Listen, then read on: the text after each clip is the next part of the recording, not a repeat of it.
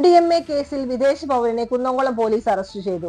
Tanzania സ്വദേശി 26 വയസ്സുള്ള Abdul Hamad മഖാമയെയാണ് Kunnamkulam station house officer UK ഷാജഹാന്റെ നേതൃത്വത്തിലുള്ള പോലീസ് സംഘം അറസ്റ്റ് ചെയ്തത്. കഴിഞ്ഞ ഓഗസ്റ്റിൽ ചൊവ്വന്നൂരിൽ നിന്ന് 67 ഗ്രാം MDMAയും 2 കിലോ ഹാഷിഷ് ഓയിലുമായി 2 പ്രതികളെ പിടികൂടിയിരുന്നു. ഈ കേസിൽ പൂക്കോട് താമരയൂർ സ്വദേശി 31 വയസ്സുള്ള നിതീഷ്, പൂക്കോട് കോട്ടപ്പടി സ്വദേശി 21 വയസ്സുള്ള മുഹമ്മദ് അൻസിൽ എന്നിവരുൾപ്പെടെ 4 പേരെ നേരത്തെ തന്നെ പോലീസ് അറസ്റ്റ് ചെയ്തിരുന്നു. കേസിൽ 5ാം പ്രതിയാണ് അറസ്റ്റിലായ വിദേശ പൗരൻ.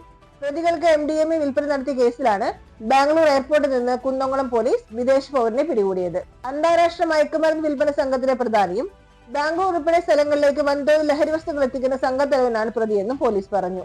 അറസ്റ്റ് ചെയ്ത പ്രതിയെ വൈദ്യപരിശോധനയ്ക്ക് ശേഷം കോടതിയിൽ ഹാജരാക്കി റിമാൻഡ് ചെയ്യും.